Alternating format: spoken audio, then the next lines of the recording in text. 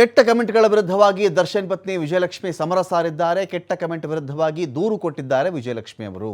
18 social media ವಿರುದ್ಧ ದೂರು ದಾಖಲಾಗಿದೆ. ಇಲ್ಲಿ ಸೈಬರ್ ಕ್ರೈಮ್ ಠಾಣೆಗೆ ಕೆಟ್ಟ ಕಮೆಂಟ್ ಸ್ಕ್ರೀನ್ಶಾಟ್ಸನ್ನು ಅವರು ಸಲ್ಲಿಸುವ ಮೂಲಕವಾಗಿ ದೂರು ಕೊಟ್ಟಿದ್ದಾರೆ.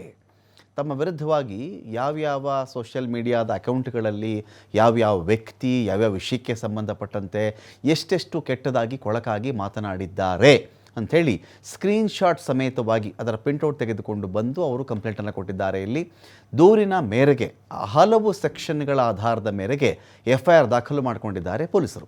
ಸೋಷಿಯಲ್ ಮೀಡಿಯಾ ದುರ್ಬಳಕೆಗಾಗಿ IT act 67, 66C, BNS 351 sub class 3, 352, 75 sub class 3, 351, 73 read with section 3/5 ಈ ರೀತಿಯಲ್ಲಿ ಅನೇಕ ಸೆಕ್ಷನ್ಗಳ ವಿರುದ್ಧವಾಗಿ FIR ಇಲ್ಲಿ ದಾಖಲಾಗಿದೆ. ಅಸಭ್ಯವಾಗಿ ವರ್ತಿಸುವುದು, ಈ ಸೆಕ್ಷನ್ಗಳೆಲ್ಲ ಏನು ಹೇಳ್ತಾವಪ್ಪ, ಈ ಸೆಕ್ಷನ್ಗಳ ಸಾರಾಂಶ ಏನು ಅಂತ ನೋಡಿದಾಗ ಅಸಭ್ಯವಾಗಿ ವರ್ತಿಸುವುದು, ಲೈಂಗಿಕ ಆನ್ಲೈನ್ ಕಿರುಕುಳ, ಆನ್ಲೈನಲ್ಲಿ ಇದ್ದುಕೊಂಡೇ ಅವರ ವಿರುದ್ಧವಾಗಿ ಕೆಟ್ಟ ಕೊಳಕ ಶಬ್ದ ಬಳಸೋದು, ಪದ ಬಳಸುವುದು, ಆ ಒಂದು ಕಿರುಕುಳಕ್ಕೆ ಸಂಬಂಧಪಟ್ಟಂಥ ಸೆಕ್ಷನ್ ಇದೆ. ಇಲ್ಲಿ ಅವಾಚ್ಯ ಶಬ್ದ ಬಳಕೆ ಕೆಟ್ಟ ಪದಗಳನ್ನು ಬಳಸೋದು ಅಂತ ಹೇಳಿ FIR ದಾಖಲು ಮಾಡಲಾಗಿ ಆರೋಪಿಗಳಿಗಾಗಿ ಸದ್ಯ ಪೊಲೀಸರ ಹುಡುಕಾಟ ಶುರುವಾಗಿದೆ. ಈ ಅಕೌಂಟ್ಗಳೆಲ್ಲ ಹಾಗೆ ಅವ್ರು ರಿಯಲ್ ನೇಮ್ ಇಟ್ಕೊಂಡಿರಲ್ಲ. ರಿಯಲ್ ನೇಮ್ ಇಟ್ಕೊಳ್ಳೋರು ಯಾರು ಆ ಥರ ಮಾತಾಡೋಕ್ಕೆ ಹೋಗಲ್ಲ. ನಾನು ಮತ್ತೆ ಹೇಳ್ತಿರ್ತೀನಿ, ಈ ಥರ ನೀವು ಏನೇ ಒಬ್ಬ ವ್ಯಕ್ತಿ, ಸಪೋಸ್ ವಿಜಯಲಕ್ಷ್ಮಿ ಅವ್ರು ನಿಮ್ಮ ಎದುರುಗಡೆ ಇದ್ದರು, ಸಪೋಸ್ ಸುದೀಪ್ ನಿಮ್ಮ ಎದುರುಗಡೆ ಇದ್ದರು, ಸಪೋಸ್ ದರ್ಶನೇ ನಿಮ್ಮ ಎದುರುಗಡೆ ಇದ್ದರು, XYZ ರಮ್ಯಾ ನಿಮ್ಮ ಎದುರುಗಡೆ ಇದ್ದರು, ನೀವು ನಿಮ್ಮ ಹೆಸರಿನೊಂದಿಗೆ ಅವ್ರನ್ನ ಎದುರ ನೀವು ಕೂತ್ಕೊಂಡೋ ನಿಂತ್ಕೊಂಡೋ ಒಂದು ಪ್ರಶ್ನೆ ಕೇಳುವುದಾದರೆ, ಅವ್ರ ಬಗ್ಗೆ ಒಂದು ಕಮೆಂಟ್ ಮಾಡುವುದಾದರೆ, ಟೀಕೆ ಮಾಡುವುದಾದರೆ ಏನು ಶಬ್ದ ಬಳಸ್ತೀರೋ ಅದನ್ನೇ ಬಳಸಬೇಕು ಅಂತ ನಾನು ಯಾವಾಗಲೂ ಹೇಳೋದು. ಆದರೆ ನಮ್ಮದು ಐಡೆಂಟಿಟಿಲಿ ಸಿಗಲ್ಲ. ನಾವಿಲ್ಲಿ ಏನೇನೋ ಹೆಸರು ಕೊಟ್ಕೊಂಡ್ಬಿಟ್ಟಿದ್ದೀವಿ ಸೋಷಿಯಲ್ ಮೀಡಿಯಾದಲ್ಲಿ, XYZ 1 2 3 5 5 ನಂದಿ, ಇನ್ನೊಂದು ಮತ್ತೊಂದು 4 5 6 7 8 9 10 ಈ ಥರದ್ದೆಲ್ಲ ಬರ್ಕೊಂಡು ನಾವೊಂದು ಕಮೆಂಟ್ ಹಾಕ್ಬಿಟ್ಟಾಗ ಆ ಕಮೆಂಟ್ ಮೇಲೆ ಒಂದಷ್ಟು ಕಿತ್ತಾಟಗಳಾಗ್ಬಿಡಲಿ, ಆ ಕಮೆಂಟಲ್ಲಿ ನಮ್ಮ ಧೈರ್ಯವನ್ನು ಮೆಚ್ಚಿ ಅನೇಕ ನಮ್ಮನ್ನು ಹೊಗಳ್ಬಿಡಲಿ ನಮ್ಮ ಅಕೌಂಟನ್ನು ಅಂತ ನೀವು ಅಂದ್ಕೊಂಡಿರಬಹುದು. ಆ ಕಮೆಂಟು ನೀವು ಮೊಬೈಲಿಂದ ಕಳಿಸಿದ್ರಾ, ಕಂಪ್ಯೂಟ್ರಿಂದ ಕಳಿಸಿದ್ದೀರಾ, ಅದರ ಲೊಕೇಶನ್ ಎಲ್ಲಿದೆ, ಅದರ IP ಅಡ್ರೆಸ್ ಎಲ್ಲಿದೆ, ಯಾವ ಅಕೌಂಟ್ ಕ್ರಿಯೇಟ್ ಆಯಿತು, ಈ ಅಕೌಂಟ್ ಕ್ರಿಯೇಟ್ ಮಾಡಲಿಕ್ಕೆ ಅಂತೇಳಿ ನೀವು ಯಾವ ಇಮೇಲ್ ID ಕೊಟ್ಟಿದ್ದೀರಿ, ಯೂಟ್ಯೂಬ್ ಒಂದು ವೇಳೆ ಆಗಿದ್ದರೆ ಅದಕ್ಕೆ ಯಾವ ಇಮೇಲ್ ID ಕೊಟ್ಕೊಂಡು ನೀವು ಯೂಟ್ಯೂಬನ್ನು ಓಪನ್ ಮಾಡ್ಕೊಂಡಿದ್ದೀರಿ, ನಿಮ್ಮ ಖಾತೆ ಹೆಸರು ಏನಿದೆ, ಅದರಲ್ಲಿ ಡೀಟೇಲ್ಸ್ ಏನಿದೆ, ಯಾವ ಊರಿಂದ ಕಮೆಂಟ್ ಹಾಕಿದ್ದೀರಿ, ಎಲ್ಲೂ ಹೋಗಲ್ಲ.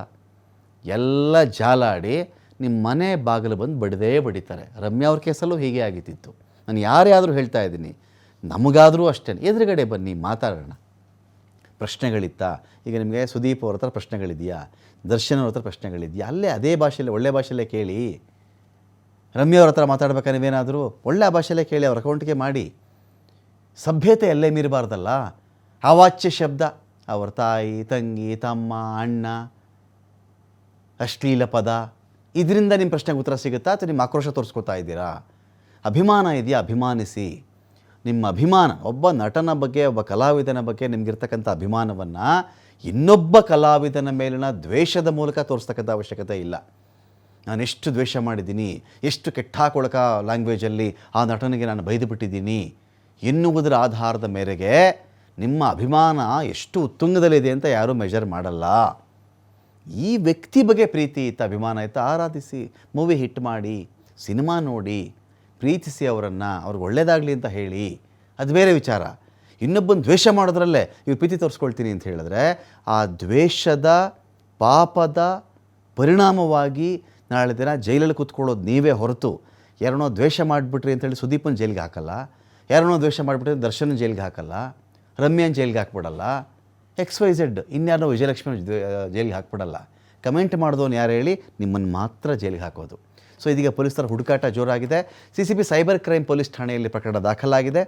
ಡೆವಿಲ್ ಸಿನಿಮಾ ಸಕ್ಸಸ್ ಕಾರ್ಯಕ್ರಮದಲ್ಲಿ ಭಾಗಿಯಾಗಿದ್ದೆ, ದಾವಣಗೆರೆಯಲ್ಲಿ ನಡೆದಂಥ ಕಾರ್ಯಕ್ರಮದಲ್ಲಿ ಭಾಗಿಯಾಗಿದ್ದೆ. ವೇದಿಕೆ ಮೇಲೆ ನಾನು ಹಾಗೂ ಚಿತ್ರತಂಡದವರು ಮಾತನಾಡಿದ್ವಿ. ನನ್ನ ಪತಿ ಹಾಗೂ ಅವ್ರ ನಟನೆ ಬಗ್ಗೆ ನಾನು ಮಾತಾಡಿದ್ದೆ. ಯಾರು ಏನೇ ಹೇಳಿದ್ರು ತಲೆ ಕೆಡಿಸ್ಕೊಳ್ಬೇಡಿ ಅಂತ ಹೇಳಿದ್ದೆ. ಈ ಬಗ್ಗೆ ಜಾಲತಾಣಗಳಲ್ಲಿ ಯಾರು ಏನೇ ಹೇಳಿದ್ರು ತಲೆ ಕೆಡಿಸ್ಕೊಬೇಡ್ರಪ್ಪ ಅಂತ ನಾನು ಹೇಳಿದ್ದೆ. ಇದು ಸೋಷಿಯಲ್ ಮೀಡಿಯಾದಲ್ಲಿ ನೋಡಿದ್ರೆ ಅಷ್ಟೆಲ್ಲ ಕಮೆಂಟ್ಗಳು ಬಂದಿದೆ ಇದೇ ವಿಚಾರಕ್ಕೆ. ಫೇಸ್ಬುಕ್, ಇನ್ಸ್ಟಾ, ಯೂಟ್ಯೂಬ್ಗಳಲ್ಲಿ ಕಮೆಂಟ್ ಬಂದಿವೆ. ನನ್ನ ಹಾಗೂ ನನ್ನ ಕುಟುಂಬದ ಬಗ್ಗೆ ಅಶ್ಲೀಲವಾಗಿ ಮೆಸೇಜ್ ಮಾಡಿದ್ದಾರೆ. ನನ್ನ ಗೌರವಕ್ಕೆ ಧಕ್ಕೆ ಆಗಿದೆ, ನನ್ನ ಮನಸ್ಸಿಗೆ ನೋವಾಗಿದೆ, ನಕಲಿ ಖಾತೆಗಳ ವಿರುದ್ಧವಾಗಿ ಕ್ರಮ ತೆಗೆದುಕೊಳ್ಳಿ ಅಂತ ಅವರು ಕಂಪ್ಲೇಂಟನ್ನು ಮಾಡಿದ್ದಾರೆ.